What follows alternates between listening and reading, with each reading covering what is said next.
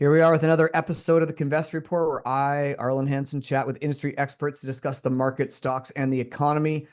The interview is not investment advice. I am not an investment advisor or professional geologist. However, I have been investing in kicking rocks for over 24 years. If Kin or myself has any financial interest in any company mentioned in today's interview, it will certainly be disclosed. But do your own due diligence, of course. Today, bringing back one of my favorite guests, Big Bill Holter, widely recognized as one of the most outspoken and respected commentators in the precious metal sector. Background as a broker and market analyst, and as a long-standing collaboration with legendary investor Jim Sinclair. He's established himself as a trusted voice on gold, silver, and the global financial landscape. Bill, thank you so much for joining us again on the Kinvestor Report. You've been one of my favorite guests and one of our fan favorites. How you doing? Good. Thanks for having me. Yeah, right on. Okay, so you said the financial system's a house of cards. We're going to go right into this. How close are we to the moment where this Okay. whole thing topples? And what do you think the trigger is going to be? Uh, I mean that the timing of it is hard. I mean they've canned down the road so many different times. The timing is hard. If you look at the broad picture, I mean look at the debt outstanding on all the sovereign treasuries and central banks worldwide. Look at the position in the United States. We're paying 1.5 trillion in interest only. I mean, that is now more than we pay for military, and the military is we pay more for the military than the rest of the world combined pay for their militaries. Uh, it's upside down. I mean, it's just the the the debt cannot be repaid in current terms, and that brings us to uh, what Richard Russell used to say: inflate or die. And when he says inflate, basically what that means is cheapen the currency and pay with monkey money. Love it. Do you think the governments and the central banks kind of like see what's coming as well? And like, are they trying to or, like in like it's inevitable to them as well, and they're just playing the game of however they're trying to play the game to keep everybody happy? And like, what do you think they're doing to prepare behind the scenes? Are they doing like, what do you think they're trying to do? I think they've already done it. They started preparing in 2014. They started changing What happened then? What was in the ownership. 2014?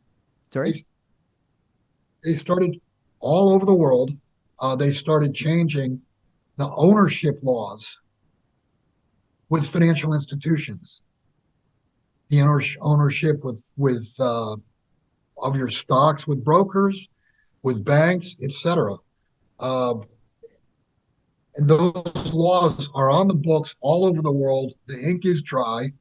And if you want to find out, every one of those laws worldwide is footnoted in the Great Taking. That's where this goes. The governments have spent all the money they could legally get. Now they're going to try to siphon up, in my view, illegally people's assets. People don't understand. If you own stocks with a broker and your broker goes out of business, those stocks are not yours. They're on your Yeah, broker's books. And when your yeah, broker goes down, whoever your broker owes is going to claim your stocks for their payment. yeah. The stocks that you own are for your benefit, but you are not the outright owner. Same thing with a bank account. When you put money into a bank, you are not depositing, you are lending to the bank. You become, once you put money into the bank, you are the most subordinate lender there is. You get paid last. Yeah, So that's what I say to people too. that's the plan. Yeah. So I said to people too, it's like if these banks go under, doesn't matter what you have in your safety deposit box, you ain't getting inside, Go on, go on. right? Yeah, they're a not safe deposit box. It's the Yeah. worst place. The I mean, unsafety the deposit only worst boxes. place to do is just throw it out on the street. Yeah, exactly. Yeah, yeah, yeah. So like, do you think this gold and silver like price suppression is like one of the biggest financial crimes of all time? Yeah, it is, but you need to understand why they did it. I mean, they cannot have, and although now you're starting to see it, but you can't have a gold price going straight up and confidence remain. And that's what the gold and silver prices right now are telling you, is that confidence is in the process of breaking. Yeah, I remember being at a Keith Schaefer did a little dinner with a bunch of newsletter writers, and one said, "Yeah, gold does well when people stop believing in the system." So gold's now just, I think, kiss 3,700 bucks today. What's that telling us? Well, gold is being purchased primarily by sovereign wealth funds, central banks. They understand that the dollar is going to get smoked, and whatever dollar balances they have, those are going to be black holes on their balance sheet. So what they're doing is they're stocking up on gold as a way to try to replenish their balance sheet when things collapse. Because gold and silver cannot default. They cannot be diluted permanently. They can be diluted temporarily, which is what COMEX does and LBMA does by selling naked contracts. But what that'll lead to, and I've said this all along, it will lead to failure to deliver. My opinion is silver will fail to deliver first. But once you get a failure to deliver in either market, the other one blows up and all markets will blow up because that will Bill, be the confidence cracking event. I feel, correct me if I'm wrong, that there's probably been a lot of people that have been failed to deliver, but somehow they got bailed out somehow, some way by some sort of mechanism, right? Did, Well, yeah, you saw that in 2008. I mean, all the trillions that were spewed all over the world. You saw that, or you've seen that going back 10, 15, 20 years. There was speculation that longs that would stand for delivery all of a sudden vanished. And the belief was they were getting paid 20, 25% fiat premiums, should just walk away. What would happen is, and let's just use a number of 10,000 contracts would be standing for delivery on first notice date. And by final notice date, it might be down to 3 or 4,000 contracts. Now you start with 10,000 contracts, and by the end of the month, it's 15, 20, 30,000.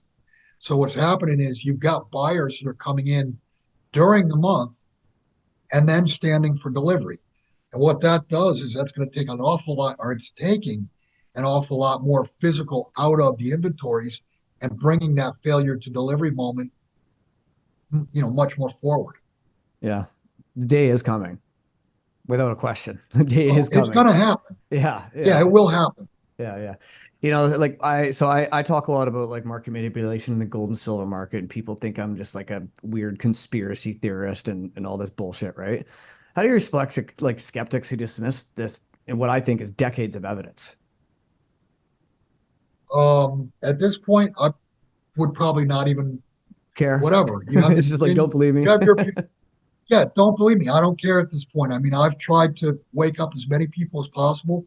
If you don't want to listen to me, that's fine. But don't come knocking on my door when the shithouse comes down and asking for food because you won't get food.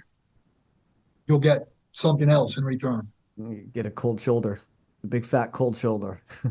So we just talked about silver. Why do you think that that one's going to be the one to fail on delivery first? Oh, because it's the smallest market by far. Okay. I mean, the whole market, global production is what, 25 billion a year, maybe $30 billion a year at these current prices. Hmm. Uh, $30 billion today is nothing.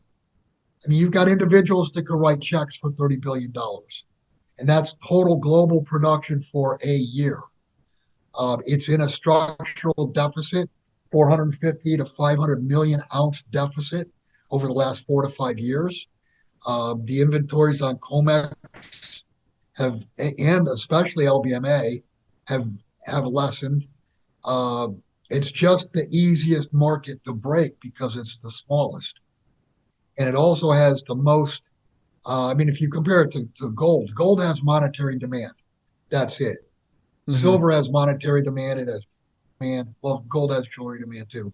Um, but silver's got medicinal demand, industrial demand, technological demand. All sorts of new demands. You know, Yeah. it's well, and every time we fire, uh, these high tech missiles, we're firing a monster box of silver. I mean, the amount of silver that's used military in the military is unbelievable. I didn't even So think there's of that. just so many different silver, um, and it's such a small market. There's no backup. There's no big pool of silver sitting anywhere. Whereas central banks all over the world, do hold large balances of gold Yeah, above and ground. silver, and I don't remember the percentages off the top of my head, but I know that silver is mostly produced as a byproduct from like gold mines and copper mines and lead and zinc mines, right? And Yeah, like so you're in a little bit of like 70%. the destiny of kind of what those metals are doing too, and how much of that new production's coming online, et cetera, right? So yeah, silver is super interesting right now. I would agree. Well, what you're describing is that the supply is very inelastic. Hmm. I mean, you could make silver $100 an ounce tomorrow night, and the amount of supply that would be coming online out of the ground would barely budge Would because barely budge. you could find silver in the ground today, and it'll take you 5 years, 7 years, 10 years to get your first ounce out of the ground. If you're lucky. So it's a very inelastic supply. Yeah, yeah. Um, what would you say to people who think that silver is just like an industrial, silly little metal? Like, I guess we just talked about that, like all the new use cases for silver. Um, I would just say you're wrong. I mean, what do you say? Let me just point this out. Uh, I was a broker up until 2006.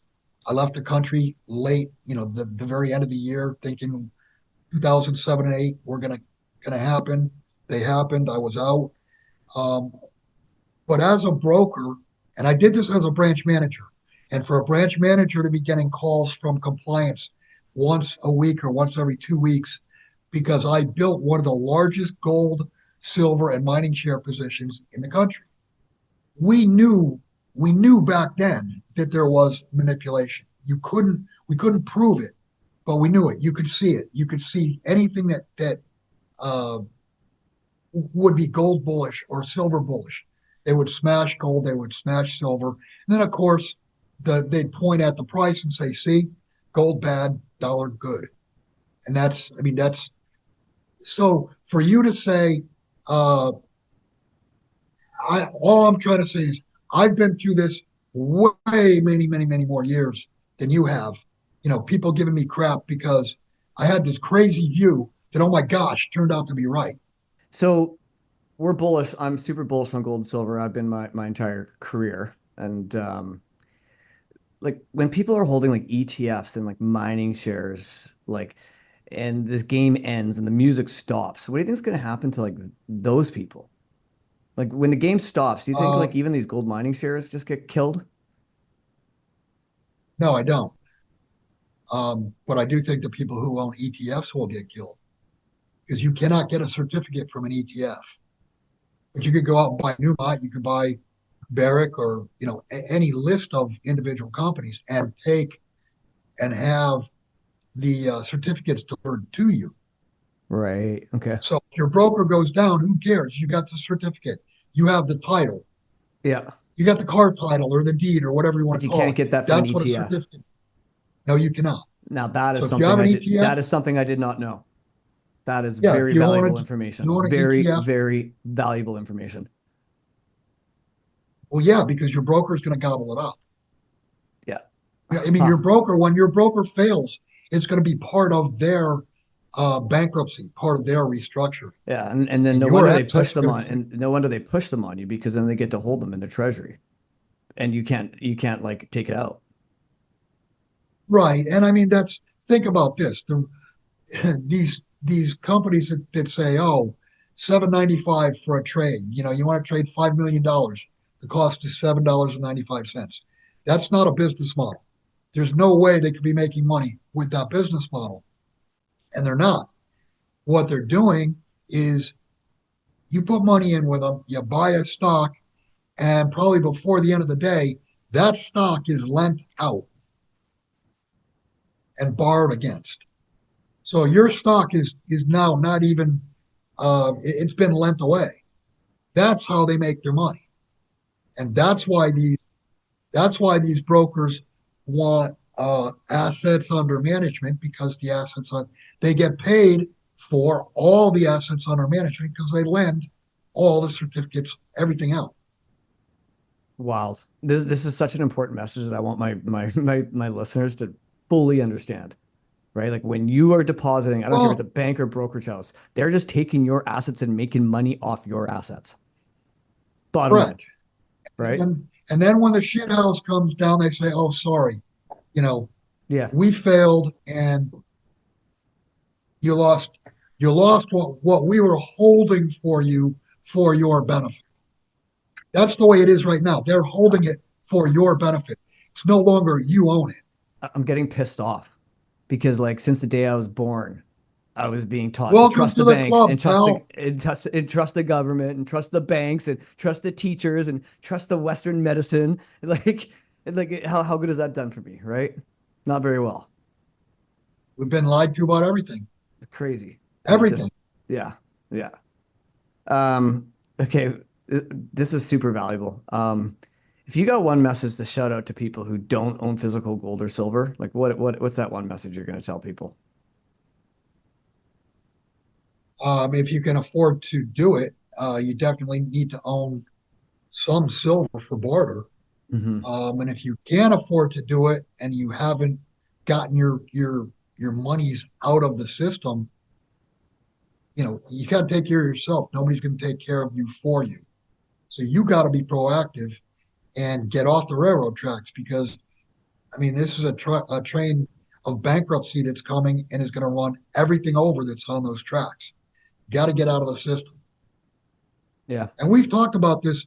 My partner, Jim Sinclair, who passed away a couple of years ago, I mean, he originally started talking about get out of the system, I think in 2004. How do people get out of the system? If you have a big bank balance, you can either leave it with the bank, or you can buy gold and silver, and that's your form of savings. If you have a brokerage account, uh, you can have the certificates issued out to you. Now you're completely out of the system.